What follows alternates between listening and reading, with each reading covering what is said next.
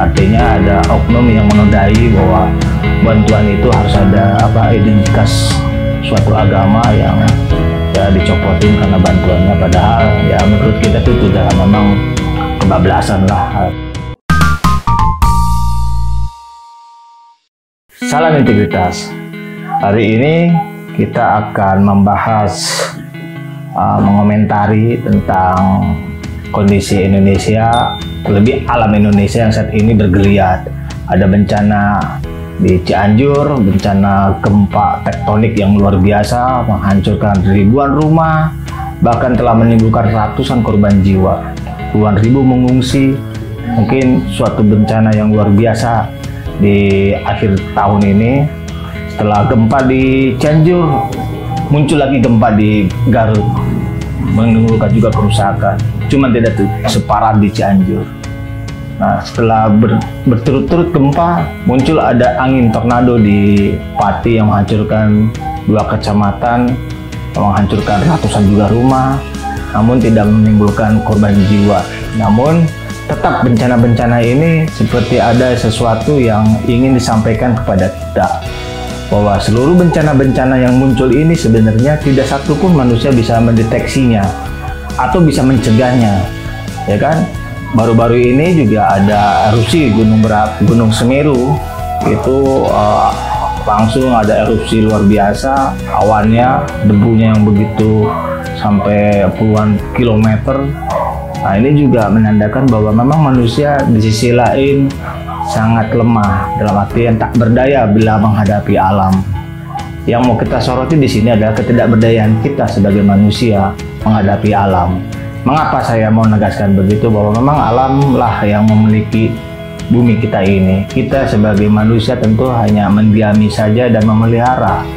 Nah, saat ini memang karena keserakahan kita, ya tentunya juga alam juga akan menunjukkan. Bukan berarti saya bilang bahwa kalau gempa itu ada sesuatu manusia, karena itu secara ilmu pengetahuan katanya itu adalah seperti gempa itu adalah bergesernya lempengan yang bergerak, yang menimbulkan getaran. Nah, ini yang membuat mengapa banyak rumah-rumah bergoyang karena fondasinya tidak begitu kuat dan begitu bagus. Kita menyadari itu semuanya, mungkin artinya bahwa alam memberikan dalam artian kekuatan alam lah yang menggerakkan itu, tidak bisa manusia menghentikan itu. Namun yang kita mau soroti dari ini adalah manusia itu tidak berdaya bila menghadapi alam. Itu yang menjadi utamanya kita. Nah, bagaimana respon kita setelah melihat hal-hal demikian? Artinya bahwa kita harus menyayangi alam, bahwa kita juga harus memberikan sesuatu pada alam ini, merawatnya.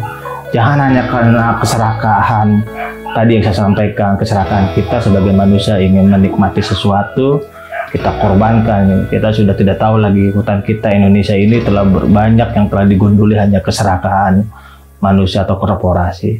Mungkin kita harus sadarlah. Karena kalau kita tidak menyadari itu, alam juga tidak tahu kapan akan melakukan sesuatu yang menurut Anda kita itu akan menimbulkan jadi bencana buat manusia itu sendiri. Nah, semogalah kita sebagai manusia menyadari. Yang kedua adalah tentang bagaimana kita setelah melihat bencana-bencana yang begitu luar biasa, kita sebagai anak manusia terpanggil untuk membantu sesama sebagai anak bangsa, untuk saling membantu penderitaan saudara-saudara kita yang terkena musibah. Karena seperti di Cianjur itu luar biasa, puluhan ribu mengungsi hanya karena rumah mereka tidak bisa mereka tempati. Beruntung kita punya pemerintah yang sangat tanggap dalam hal ini. Artinya pemerintah gerak cepat membantu mengulurkan tangannya. Namun memang sempat viral video, ada beberapa, saya pikir sih oknum sajalah, tapi itu kalau dibiarkan juga kurang baik.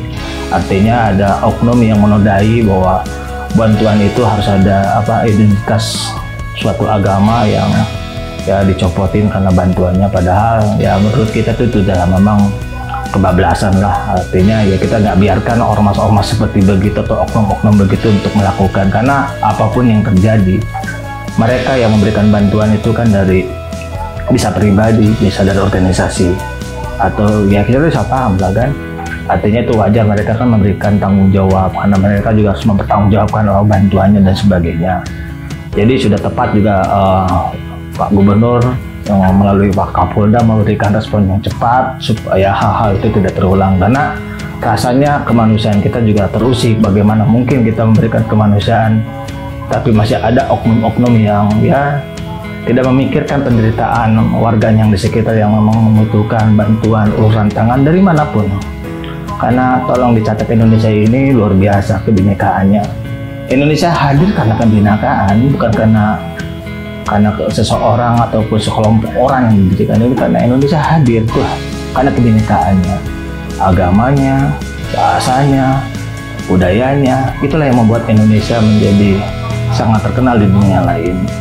Nah, itu yang mau jadi saya sampaikan, bahwa satu yang kita bisa belajar dari bencana-bencana yang alam adalah bencana itu akan kapan dan di mana saja akan mengancam kita. Kita tidak tahu itu kapan akan dapat ke kita.